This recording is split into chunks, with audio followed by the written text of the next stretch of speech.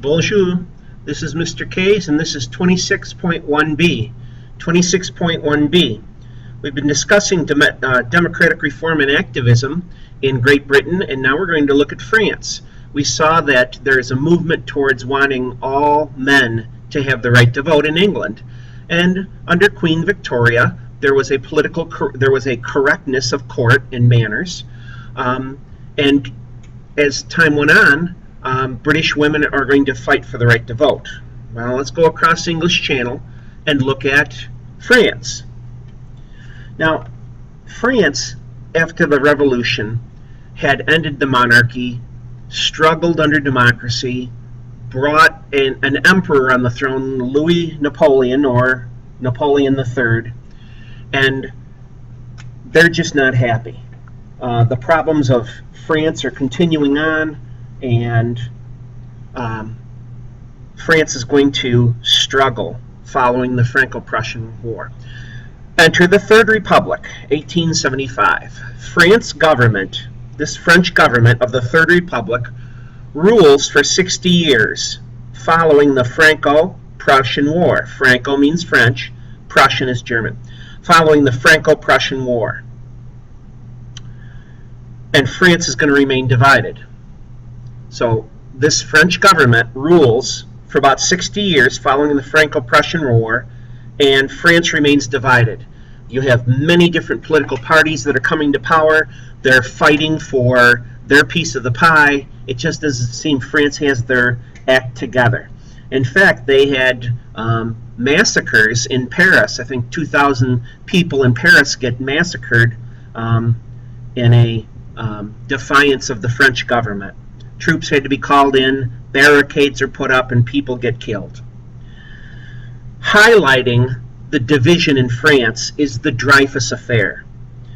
He's a French officer named Alfred Dreyfus. He's a Jew. Was framed for selling military secrets to Germany. He was framed for selling military secrets to Germany. There really wasn't much evidence, but he was framed and given a life sentence. Division in France grows between, is he being framed, is he not? So division in France grows. And Dreyfus is finally freed.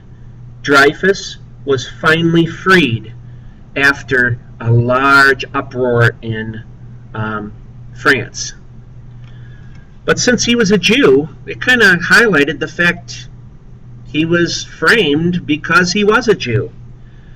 Anti-Semitism grows. Anti-Semitism is prejudice against Jews. Prejudice against Jews. And many Jews throughout France, as well as Germany, Poland, Russia, become persecuted. The farther east you go in Europe towards Russia, you will see pogroms or persecutions against Jews that are organized. I'll just say it that way.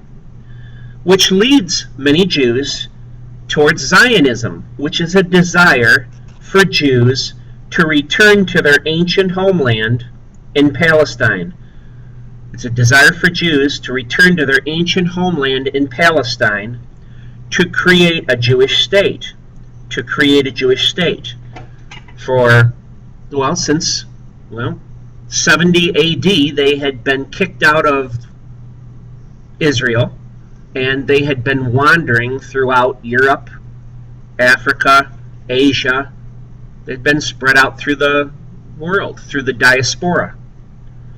So there's a desire for Jews to return to their ancient homeland and create a Jewish state. That way they would be protected against persecution. And one of the founders of the Zionist movement is Theodor Herzl. Theodor Herzl. He is the leader of the Zionist movement. He's the leader of the Zionist movement, and he's an Austrian Jew. An Austrian Jew. Well, you're seeing activism throughout Europe. In Britain, in France, movements towards getting people the right to vote, movement of anti-Semitism, and the desire of the Jews to protect themselves by having a homeland again. Well, this is the end of 26.1b, and this is Mr. K. See you down the road. Bye-bye.